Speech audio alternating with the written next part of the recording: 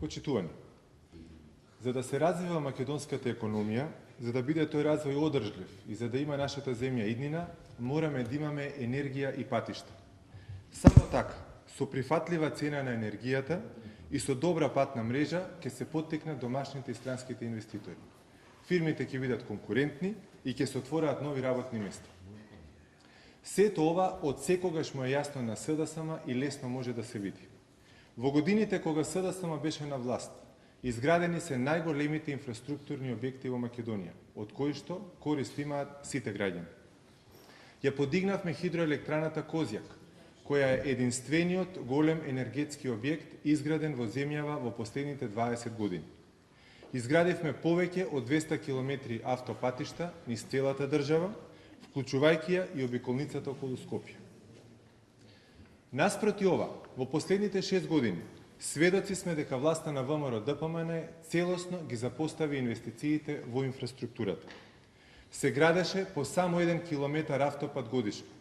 Замислете, вкупно мизерни 7 километри автопат за цели 6 години. Едвај 1 километар годишно. Гасификацијата на Македонија и после сите ветувања на власта и денеска останува само сон за македонските граѓани. Истото се случува и со ветените енергетски проекти. Чебрени галиште останаа само на хартија, а хидроелектраната Света Петка, која што почна да се гради во времето на СДСМ, власта веќе цели 6 години не може да ја заврши. Мораме да ставиме крај на оваа погубна политика која што ја води Македонија во пропаст. Ќе почнеме со тоа што гасификацијата ќе ја поставиме како приоритет во нашите заложби за инвестиции во инфраструктурата.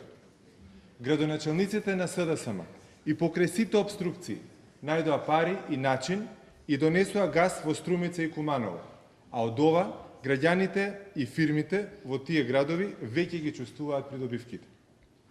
Ќе ги продолжиме овие успешни примери и ќе го воведеме ефтиниот енергенс во секоја општина во која СДСМ ќе освои власт. Планираме и целосно да се посветиме на инвестициите во патната инфраструктура за изградба на современа патна мрежа и реконструкција на постојните патишта. Во овој дел, за нас исклучително важен проект ќе биде изградбата на модерен автопат Велес-Штип-Струмица, со што ќе го заживееме и економски ќе го раздвижиме источниот дел од земјата. СДСМ излегува на терен. Ќе обиколиме цела Македонија. Ќе ги подсетиме граѓаните на се она што сме го изградиле, ќе им предочиме се она што власта го ветила, а не го остварила, и ќе објавиме што планираме да изградиме кога ќе освоиме власта. За сите овие проекти ќе бараме стратешки партнери од приватниот сектор. Доколку нема такви заинтересирани, општината или државата сама ќе обезбедува средства за финансирање од буџетот или преку задолжување на долг рок. Само така, за инвестиции во енергетиката и инфраструктурата, за конкретни проекти што ќе го подобрат животот на граѓаните, е оправдано да се задолжи земјата. Благодарам. Дали имате некој прашање?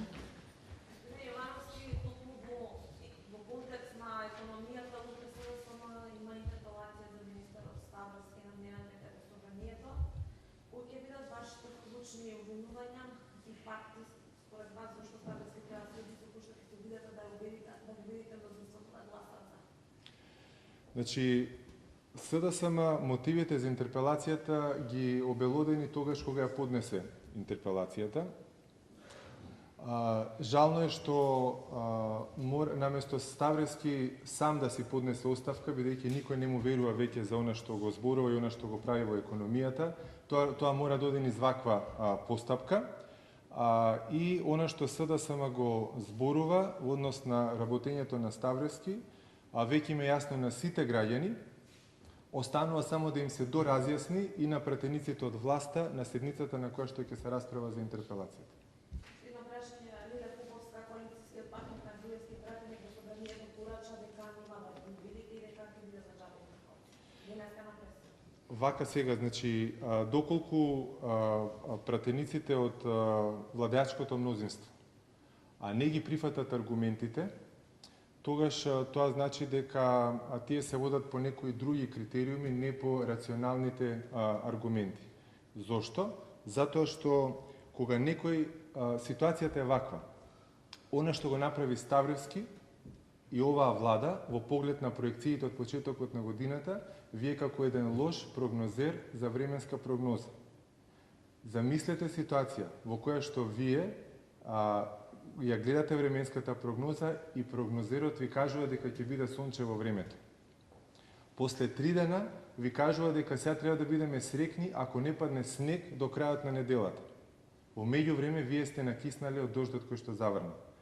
Така се накиснати фирмите и граѓаните кои што веруваа во проекциите на Ставревски дека македонската економија ќе расте 4,5% на почетокот од годината. За да сега веќе ставот дојде дотаму дека било каков раст поголем од нулата ќе биде успех за оваа влада.